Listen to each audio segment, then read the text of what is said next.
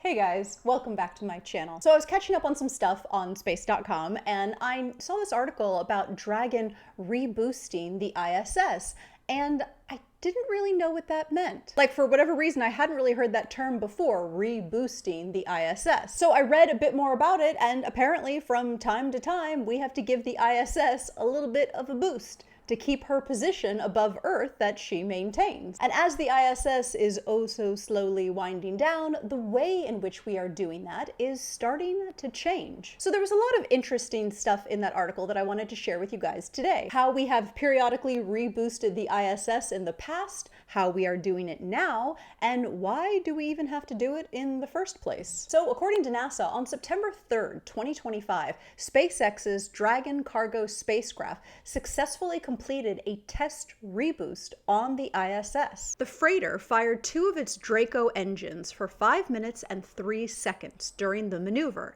The ISS orbits roughly 250 miles or 400 kilometers above Earth on average, but naturally falls back to our planet due to atmospheric drag. Space.com points out that there isn't much atmosphere up that high, but a few stray molecules make a difference over time. So therefore, visiting cargo spacecraft take on the job of lifting the station higher every few months. Now, historically, this job has been primarily done by the Russian Progress spacecraft. They've kind of been the go-to for reboosters over the years. But ISS is supposed to wind down operations 2030, 2031, but Russia has said that it may withdraw from the ISS program as soon as 2028. So somebody else has got to do it. So NASA has been asking the current US ISS resupply craft, SpaceX's Dragon and Northrop Grumman's Cygnus vehicle, to perform reboost demonstrations in recent years. SpaceX did their first test on their reboost ability on November 8th, 2024. And before that, NASA tested an ISS orbit reboost using a Northrop Grumman Cygnus vehicle in 2022. And both tests seem to go pretty well. And so this leads us to the recent demonstration efforts. According to NASA, Dragon's efforts got the station to an orbit of 260.9 by 256.3 miles. Basically, it increased the station's altitude by about 1 mile at perigee, or the low point of the station's orbit. Agency officials said in a statement, the new boost kit in Dragon will help sustain the orbiting lab's altitude through a series of longer burns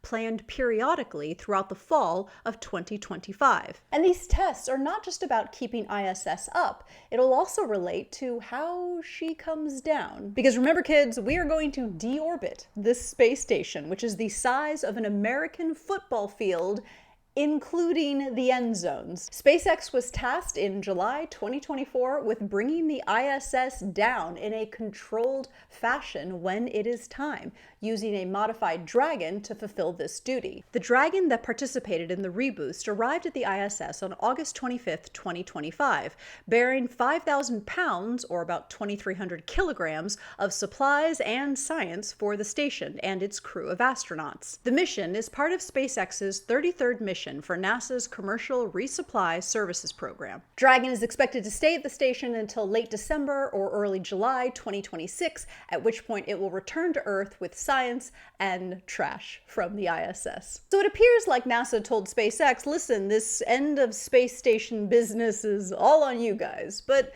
that's not exactly true. NASA actually put out a statement just a few days ago requesting feedback from American companies on the next phase of its commercial space station's strategy to ensure a seamless transition of activities in low Earth orbit from the International Space Station. The agency released a draft Phase 2 announcement for partnership proposals for feedback from industry partners due on September 12th, 2025. And NASA held an informational industry briefing on September 8th, 2025. Acting NASA Administrator Sean Duffy said in a statement, NASA has led in low Earth orbit for 25 years and counting.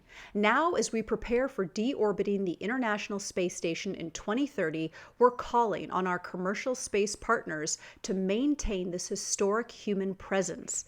Duffy went on to say, the American space industry is booming. Insight from these innovative companies will be invaluable as we work to chart the next phase of commercial space stations. In Phase 2, NASA intends to support industry's design and demonstration of commercial stations through multiple funded Space Act agreements selected through an open competition. Angela Hart, manager of Commercial LEO Development Program at NASA's Johnson Space Center, said, "NASA is committed to continuing our partnership with industry to ensure a continuity in low Earth orbit. The work done under our Phase 1 contracts and agreements have put us in a prime position to be successful for this next funded Space Act agreement phase. By leveraging these agreements, we provide additional flexibility to our commercial partners to define the best path forward to provide NASA a safe and affordable crewed demonstration." NASA said in the statement that they are committed to fostering innovation and collaboration with the American space industry. The agency's commercial strategy for low Earth orbit will provide the government with reliable and safe services at a lower cost, enabling the agency to focus on the next step in humanity's exploration of the solar system, while also continuing to use low Earth orbit as an ideal environment for training and a proving ground for Artemis missions to the Moon and Mars. So it seems like they're trying to ensure that NASA definitely has a seat at the table as far as a station of some kind goes once ISS goes away, but what exactly that would look like remains to be seen. Also, ISS fun fact, on November 2nd of this year, 2025, the ISS will celebrate its 25th anniversary of being continuously crewed. On November 2nd, 2000,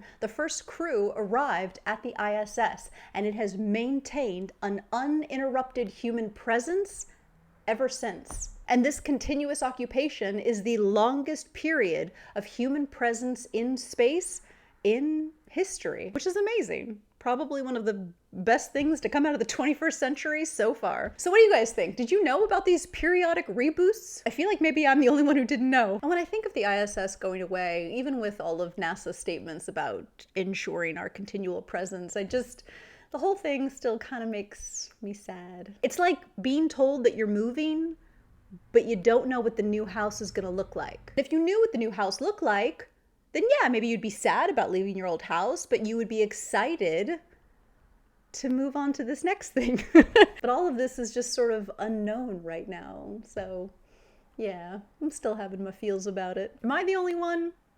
Let me know in the comments below. Okay, that's it for now. I feel like that was like 17 stories about the ISS all wrapped up into one video. But at any rate, thanks for watching. And as always, I will see you in the next video.